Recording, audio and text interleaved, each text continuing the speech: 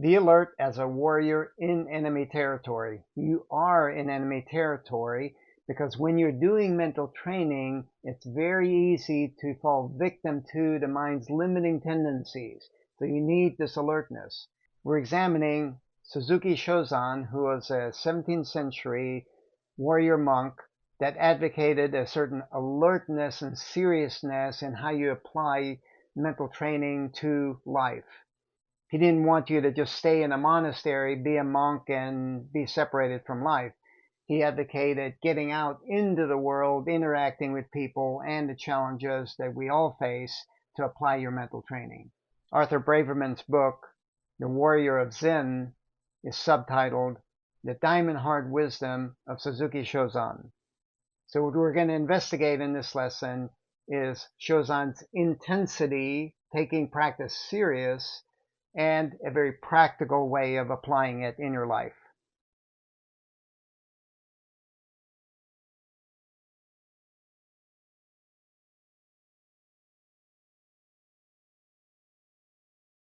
Suzuki Shōsan had a longtime friend, a Soto Zen priest called Banan.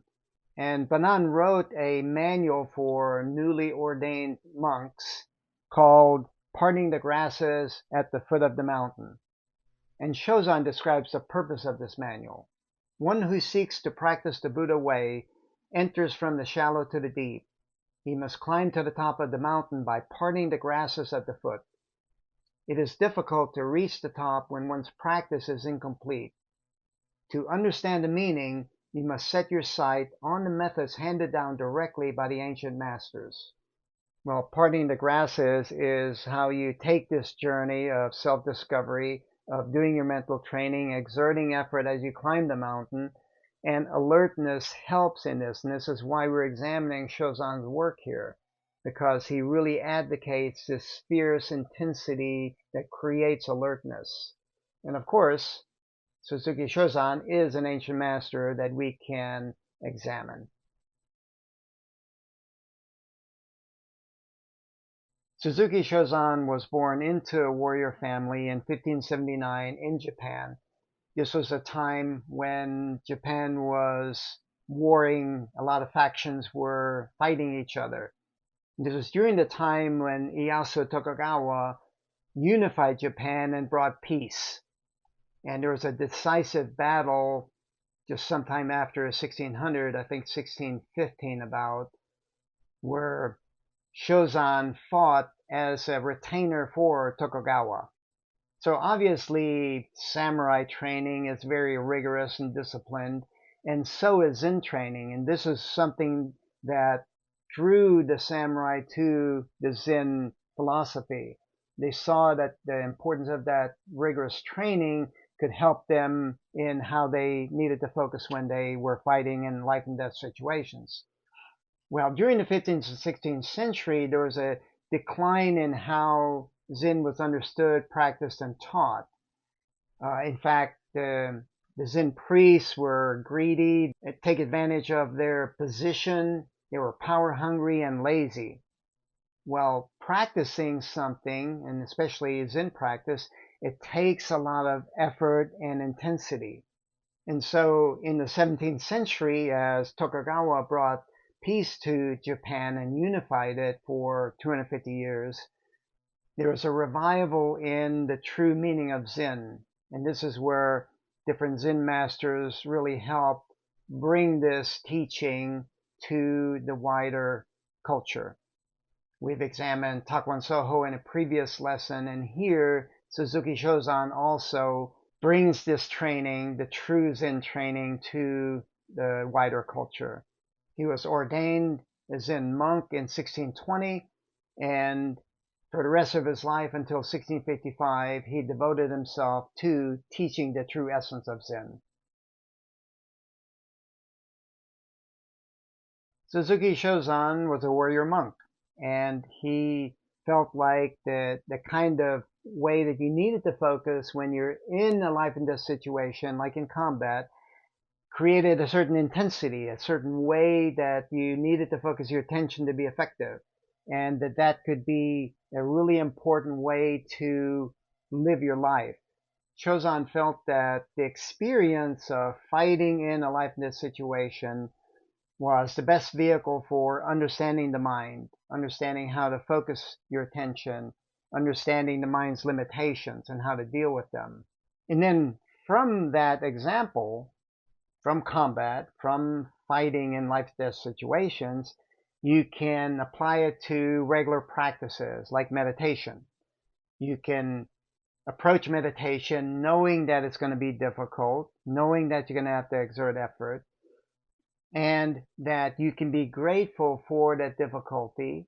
You can be grateful for the fears that come up that you recognize as learning opportunities.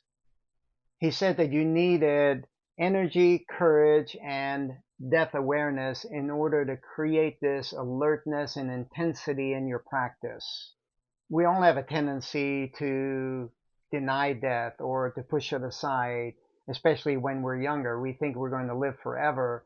We don't take life seriously because we think we have more time than we really do. But Shōsan says that death is not something that you resolve quickly or all at once. It's something that you need to continue to work with day after day after day. It's just this integration into the daily practice that he's emphasizing. Because when you can have this death awareness, that you have a certain limited amount of time to live, that changes how you focus your attention in the present moment during each day on the tasks that you're doing. It helps you clarify what's important and then really focus on doing that well. Shōsan's warrior roots are expressed in a personal example of how he carried himself. You stand upright and collect your vital energies. Then, with a clean sword in hand, you're ready to slash through distractions and delusions. This is the image of a courageous warrior taking effective action. In order to make mental training practical, you need to understand specifically of how you focus your attention. Some aspects from Shōsan's teachings are how he emphasized focusing attention in the body and the kind of mindset you have. And focus on the body, breathing. Breathing heightens your energy. Eyes. Eyes create intentionality. Body. Body is engaged with quality. And your mindset. How to integrate practice into life. How to demonstrate that you value daily practice.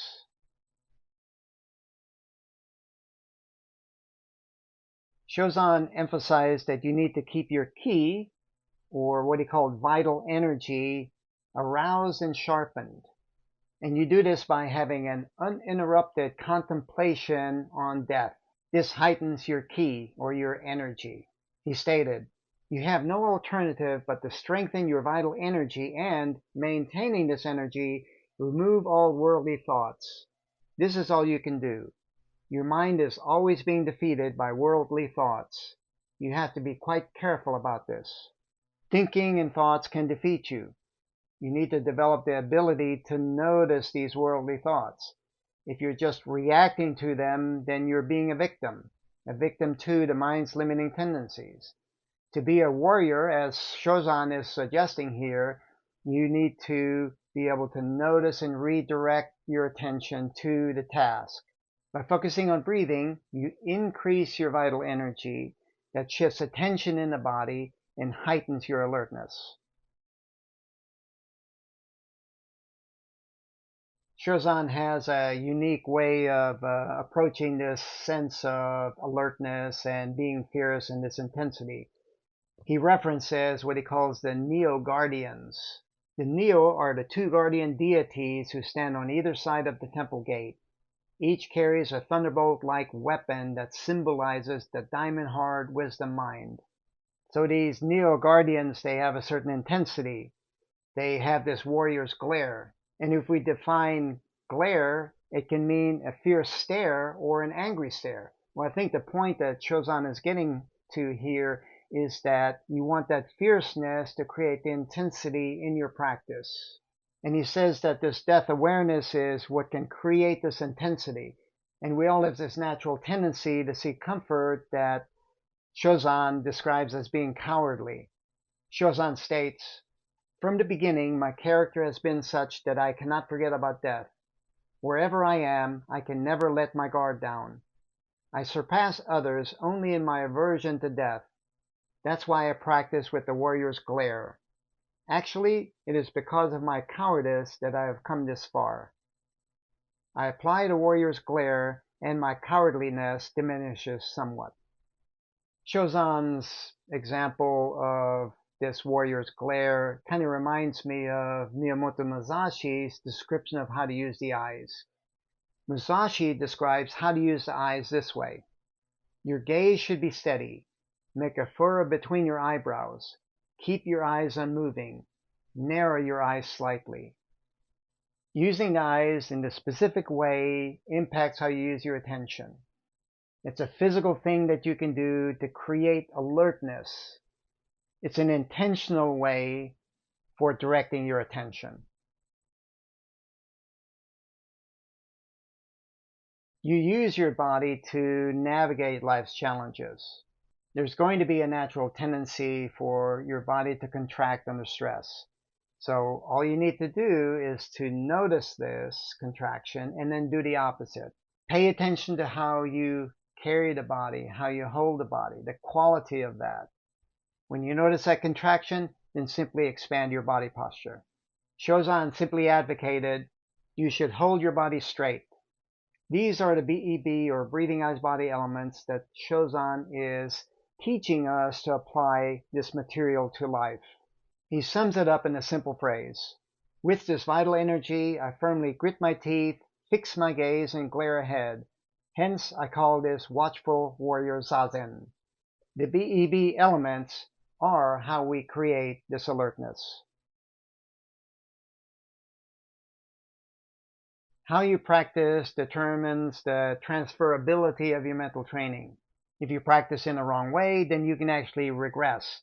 If you don't practice daily, then you're not going to make steady progress. What we're seeking here is a mindset that integrates how you live your life, how you practice every day, and then how that leads toward living your life. First, Shōsan emphasizes integration into your daily life. He states, "From the beginning, it's best to do zazen in the midst of strife and confusion. What use can there be for a zazen requiring a quiet place? You should learn to practice in the midst of things. You have to learn to make use of your practice when eating, speaking, and carrying out all kinds of activities without going slack. If you just isolate yourself doing meditation in a nice quiet place, then you're really not integrating your mindfulness practice in the rest of your life." Shōsan is emphasizing the need to do this. You can have your meditation practice in the morning, but then find a way to extend that mindfulness throughout your day. The second part of this is Shōsan was emphasizing a process mindset, not end results. And he saw that the Buddhists of the day were focusing on enlightenment. That's the end result, rather than the process of the practice that can lead you there. Shōsan's attitude was, your attitude toward practice was more important than the practice itself. He advocated a process orientation to tasks. People today think that if you don't attain Satori, Buddhism has no value. They are mistaken. Buddhism means making good use of your mind right now. It means activating the mind to function in the present. Indeed, making steadfast use of the mind vigorously is what I call religious practice. The Neo do not practice vigorously with the object of becoming Buddhas. Vigorous practice is their nature. They see delusion everywhere and guard against its attack. So let's keep it simple. Shōsan advocated creating an intense mindset for daily practice that influenced how you dealt with the challenges that you face every day. This process orientation emphasizes how you live your life, not the end result. And it emphasized a particular way to use your attention in a way that creates this fierce alertness. Alertness and how you practice creates intentionality. We can summarize this in Shōsan's words. You hold your body straight, Let your vital energies settle at your navel and fix your gaze. Be alert as a warrior in enemy territory. Remember this phrase. Knowing that you're in enemy territory has a certain impact on your attention. It creates this intensity, this alertness. You are in enemy territory. There are dangers all around you, but from a mental training perspective, you're in enemy territory because you need to be able to recognize and be alert to the mind's limiting tendencies so you're not just reacting to them. Alertness directs your attention out of your mind and into the situation. It creates situational awareness. Alertness begins with knowing that your mind is going to distract your attention, and then specifically focusing on breathing, eyes, body to keep your attention in the present moment. Here's the drill. Create alertness by focusing on breathing naturally and expanding your body. But here we're specifically going to be looking at the eyes. And we're going to use Masashi's description of the eyes to understand Shōsan's warrior's glare. Don't let your eyes dart around. Keep your gaze steady and unmoving. Narrow your eyes slightly and make a furrow between your eyebrows. So keep it simple.